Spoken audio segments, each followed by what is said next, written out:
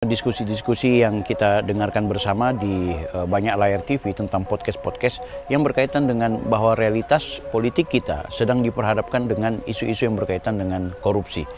Coba guys, kita akan saksikan bersama. Video ini barangkali bisa menginspirasi dan menjadi pelajaran buat kita semua bahwa berikut sepantasnya dan sebaiknya kita mempelajari track record dari calon pemimpin kita, elit-elit politik kita. Jangan sampai mereka adalah pribadi-pribadi yang ternyata punya mental korup. Ini dia. Pemirsa, ancaman membuka skandal sejumlah pejabat oleh Hasto Kristianto justru kini ditantang balik untuk diungkap seluruhnya ke publik. Lalu benarkah video dugaan skandal pejabat yang diungkap Hasto akan menjadi bom waktu? Kita akan membahasnya bersama dengan tim hukum DPP PDI Perjuangan, Army Mulyanto, dan analis komunikasi politik Henry Satrio. Selamat malam, Bapak-Bapak. Selamat malam. Malam. Oke, terima kasih sudah bergabung. Saya ke PDIP dulu ya. Mas Army, Mensesnek Prasetyo Hadi merespon terkait dokumen skandal sejumlah pejabat negara yang dimiliki Hasto untuk diungkap saja. Nah, ini juga sama yang dikatakan oleh jubir KPK, Tessa Mardika, juga mengatakan sampaikan saja ke KPK kalau punya informasi soal tindakan korupsi. Jadi, apa yang sedang ditunggu oleh PDIP saat ini? Mengapa dokumen skandal itu tidak langsung diserahkan dan dilaporkan saja agar segera diproses secara hukum? Jadi gini Mbak, dalam hal ini saya mewakili dari tim hukum PDI Perjuangan akan mendasari dari 3 hal pembahasan malam ini di Metro TV. Yang pertama adalah permasalahan hukum. Dalam hal ini Pak Sekjen Hasto Kristianto selaku Sekjen PDI Perjuangan menghormati sepenuhnya terhadap proses hukum di KPK.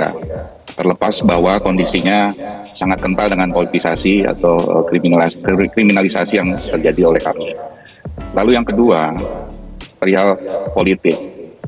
Jadi sebenarnya kami ini hanya merespon atau menyikapi atas aksi dari KPK karena perlu disampaikan. Meskipun ini katakanlah dibantah oleh KPK, tapi intinya politisasi itu jelas terang ada. Di dalam sprindik yang ditujukan oleh Pak Hasto sendiri, di situ ditulis keterangannya Sekjen. Nah ini apa maksudnya kan gitu. Artinya ini kemudian berkembang dan kami menyikapi dengan urusan bahwa ini berarti politisasi, jelas ini kan. Dan ini juga nggak bisa dipungkiri. Kenapa? Karena dari KPK sendiri, baik itu Ketua KPK termasuk jubir KPK, coba tanda kutip berselancar dengan komentar-komentar yang menurut kami juga tendensius. Tujuannya apa? Bukannya penegakan hukum itu sifatnya harus proporsional, harus transparan. Apalagi dalam hal ini KPK benar-benar sedang diuji terhadap kredibilitasnya. Oke, nah, Mas yang Army, ketiga, terkait Mbak, bentar, satu lagi, ini yang substansi. Tadi nyambung dari pertanyaan Mbak Vera. Ini menarik, Mbak, terhadap komentar Mensesnek. Artinya, ya dalam hal pandangan dari Presiden Prabowo atau pemerintah terkait politik kenegaraannya, ini kemudian kami juga menunggu, ya kan, gambaran dari atensi dari politik kenegaraan dari Presiden Prabowo hari ini. Bagaimanapun juga, semangat Presiden Prabowo dengan pemerintahnya hari ini adalah merangkul, akomodatif. Nah, ini faktanya, apa yang terjadi di KPK dengan kami, apakah ini kemudian menjadi indikasi yang dimanfaatkan oleh pihak-pihak tertentu? Kami yakini iya, kami duga iya. Nah, sehingga apa yang disampaikan oleh Mensesnek ya kami apresiasi dalam konteks bahwa ternyata pemerintah juga memberikan atensi. Kira-kira seperti itu, Mbak. Iya, tapi atensi yang dimaksud adalah sampaikan saja agar ini tidak menjadi bola liar gitu. Apa dokumen skandal yang dimiliki oleh PDIP ini kenapa tidak diserahkan ke penegak hukum saja? Sekali lagi begini Mbak Vera, terhadap proses hukum kami menghormati sepenuhnya. Sebagai warga negara Indonesia yang baik, kami ikuti proses sepenuhnya. Dan kami tentu saja akan menyikapi dengan hal-hal yang sifatnya sudah proporsional dalam proses hukum. Langkah itu pasti kami akan lakukan. Akan tetapi ya kan, dalam situasi yang dimaksud ya, menurut kami ya, ini kan kami punya sikap. Artinya dengan sikap kami menyampaikan. Ada hal-hal yang kemudian ini juga menjadi catatan loh. Dalam konteks apa yang terjadi dengan Pak Hasto ini tidak kemudian ansih urusannya hanya sebatas urusan Hasto Kristianto pribadi atau urusan PDI Perjuangan pribadi. Tapi ini juga menyangkut dalam korelasi urusan politik kenegaraan selama ini gitu loh. Jadi wajar kalau kami menyampaikan sikap dengan bentuk hal-hal yang lebih produktif katakanlah demikian. Bahwa kemudian kami akan memberikan dan sebagainya ya tentu saja tinggal tunggu tanggal mainnya saja menurut kami. Kira-kira seperti itu Pak Fir. Oke, tinggal tunggu tanggal mainnya, maka akan disampaikan ke pihak yang berwajib gitu ya, KPK atau kepolisian yang nanti akan diserahkan? Secara prinsip, dalam hal ini kami prepare, antisipatif iya. Bahwa kemudian akan diserahkan ke polisi kah, ke Polri dalam hal ini, atau ke KPK kah, atau ke Kejaksaan Agung. Tentu saja kami sudah membuat roadmap-nya sudah buat flowchart prosesnya, kira-kira seperti itu, Mbak Vera. Jadi tinggal ditunggu saja tanggal mainnya, pasnya kapan, ya kita lihat sama-sama nantinya. Iya, dan karena saya kan yakin ini sudah publik, masyarakat akan merespon terkaget-kaget pasti, kira-kira seperti itu, Mbak. Iya, publik sudah sangat menunggu. Ini jadi kado akhir tahun bagi publik begitu, karena PDIP sudah menyampaikan jauh-jauh hari atau Mas Hasto ya, yang katanya punya dokumen skandal itu. Saya ke Mas Hensat. Saya ke Mas Hensat ya. Oke, sebentar nanti Mas Armi. Saya ke Mas Hensat. Mas Hensat, dokumen skandal yang dianggap bisa menjadi bom waktu ini terus masih disimpan oleh Mas Hasto gitu. Tidak kunjung dilaporkan penegak hukum atau paling tidak diperlihatkan ke publik. Apa akibatnya bagi Mas Hasto jika terus disimpan saja, tidak kunjung dibongkar? Apakah akan menjadi backfire atau bagaimana, Mas Hensat? Ya nanti bisa ada stigma negatif justru ke Mas Hasto ya, karena dianggap akan dianggap omdo, dianggap ngancam-ngancam aja gitu. Kalau menurut saya sih ada baiknya memang dibuka saja ke publik gitu ya, supaya hal ini menjadi clear. Karena kan yang terjadi sekarang ini seperti ada politik saling sandra. Nah, politik saling sandra itu cuma bisa terjadi antara penguasa dan penguasa. Nah, itulah yang terjadi saat ini. Dan kemudian mantan penguasa dan penguasa ini kemudian memainkan narasi-narasi yang sebetulnya membuat misteri baru di masyarakat. Gitu. Ini ada apa sih sebetulnya? Kalau di 2024 ini kan sebetulnya Mbak Vera, ini ada 3 golongan yang muncul di Indonesia. Yang pertama adalah golongan penguasa baru, yang kedua adalah golongan mantan penguasa, yang ketiga adalah golongan penguasa hybrid. Ini antara penguasa lama dan penguasa baru. Nah, hybrid ini yang melengkapi 2 golongan sebelumnya. Nah, yang terjadi hari ini kan sangat mungkin ini adalah tarik-menarik antara mantan penguasa dan penguasa hybrid ini. Maka menurut saya sebaiknya sih ya memang dibuka saja, dibongkar saja supaya semua menjadi jelas dan perpolitikan di Indonesia tidak lagi ada misteri-misteri yang tidak perlu dan lebih sehat akhirnya. Nah, kemudian juga ini kan buat PDI Perjuangan menjadi strateginya juga perlu juga kita memantau ini strateginya adalah strategi orang per orang atau membela orang per orang, dalam arti kata hanya Hasto Kristianto saja, atau menjadi urusan institusi, yaitu PDI Perjuangan secara keseluruhan. Walaupun di dalam suratnya adalah Sekjen PDI Perjuangan terkait strategi, mungkin Mas Armi bisa juga bahwa ini adalah strategi perorangan, urusan perorangan tanpa harus membawa-bawa urusan institusi. Kenapa demikian? Kalau memang ternyata ada urusan institusi, justru ya sangat mungkin ini kemudian membawa-bawa posisi Megawati Soekarno Putri. Tapi kalau tidak ada rangka institusi, dalam rangka perorangan saja, mungkin ini urusannya antara Hasto Kristianto dengan KPK. Tapi memang menjadi juga pertanyaan penting bagi publik terkait kebijakan atau langkah-langkah KPK ini. Sebetulnya sekarang Harun Masiku itu ada di mana sih? Dia masih ada di bumi atau tidak? Gitu. Jadi itu juga masyarakat tunggu loh. Jadi bukan tentang Hasto Kristianto dan kemudian laporan-laporan atau beberapa hal yang sudah diunggah oleh KPK seperti pencekalan Yasona Lauli dan Hasto. Tapi justru pertanyaannya ini Harun Masiku ini kemana? Kenapa kemudian KPK tidak mampu menghadirkan sosok Harun Masiku ini di publik gitu. Nah, itu kan juga bagian dari misteri yang terjadi hari ini, selain tentang isu penyanderaan politik antara penguasa, mantan penguasa dan penguasa hybrid yang saya katakan tadi, Mbak Vera. Kalau itu memang benar, silakan. Kalau diindikasikan ada pelanggaran hukum, dilaporkan saja pada lembaga penegak hukum di Negara Kesatuan Republik Indonesia, bukan dilaporkan di lembaga di Republik Federasi Rusia. Yang bermasalah kan orang Indonesia, bukan orang Rusia. Ya kan? Yang bermasalah kan namanya Bambang, namanya Ahmad, namanya Agus, namanya Sri, namanya Ningsih. Yang bermasalah kan, bukannya namanya Sergei, Vladimir, Anatoly, ya, Alexander. Kalau memang yang bermasalah Indonesia, laporkan ke aparat penegak hukum Negara Kesatuan Republik Indonesia. Bukan dokumennya dibawa ke Republik Federasi Rusia. Apa hubungannya? Dibuka aja kalau ada. Kan bagaimanapun kalau fakta hukum pasti akan kalau bukan fakta hukum ya mungkin nanti pengadilan yang akan menentukan. Kita negara hukum kok. Itu termasuk yang ditunggu publik, dan karena itu kalau pandangan saya tetap kalau itu fakta hukum monggo dibuka. Dan Pak Prasetyo Hadi sudah sangat, Mensesnek kita nih sangat lugas, monggo.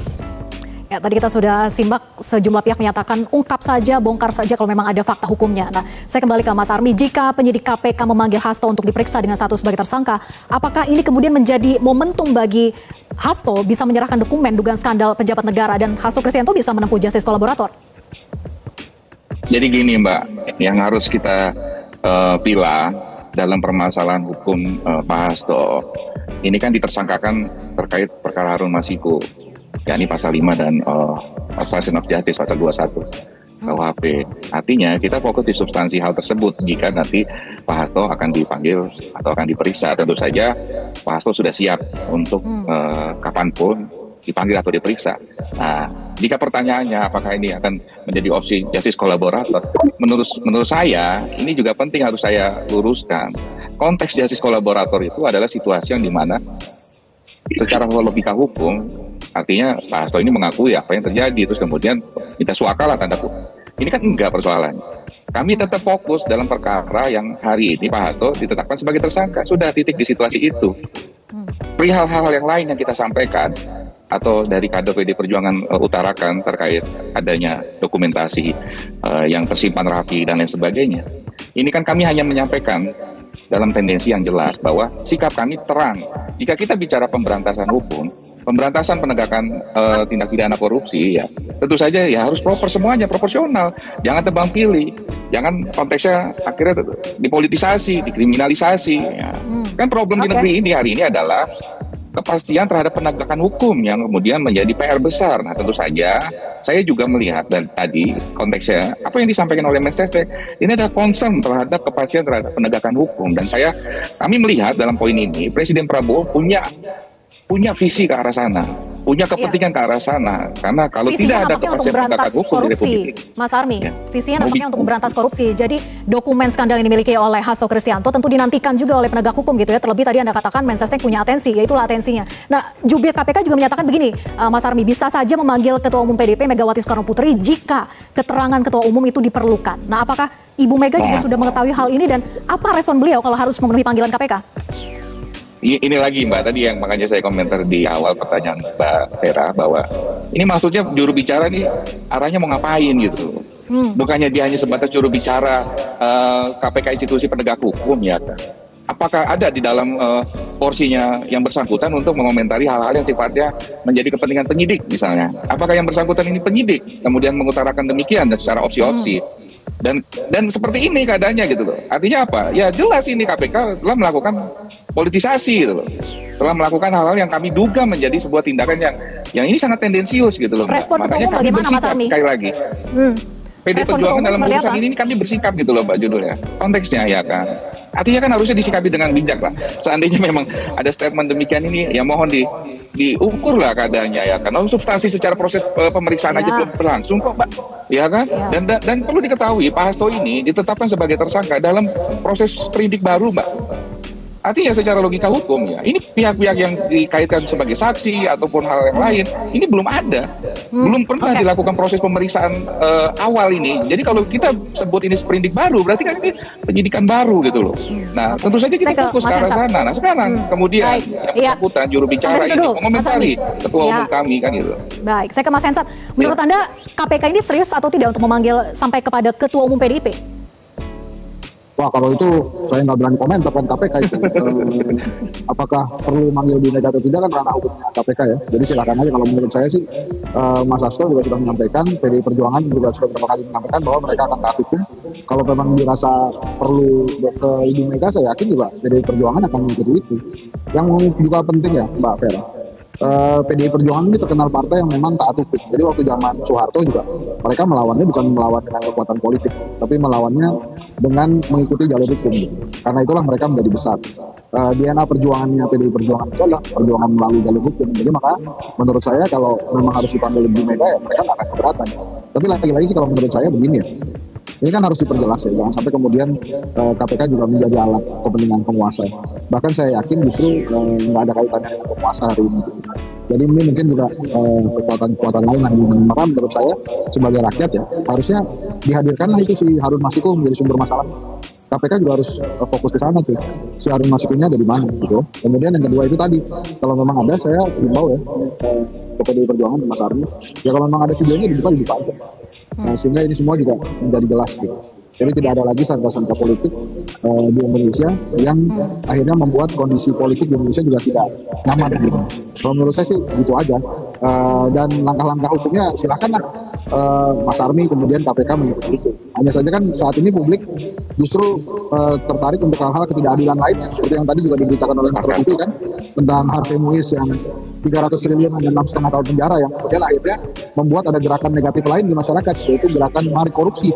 Karena apa? Ya itu ada contohnya, dapat 300 triliun cuma 6,5 tahun penjara. Bahkan banyak sekali masyarakat kemudian bicara tentang kemungkinan mendapatkan uang itu. Jadi sebetulnya fokusnya masyarakat itu bukan tentang kasus per kasus, tapi bagaimana keadilan sosial atau keadilan hukum bagi masyarakat itu terjadi gitu.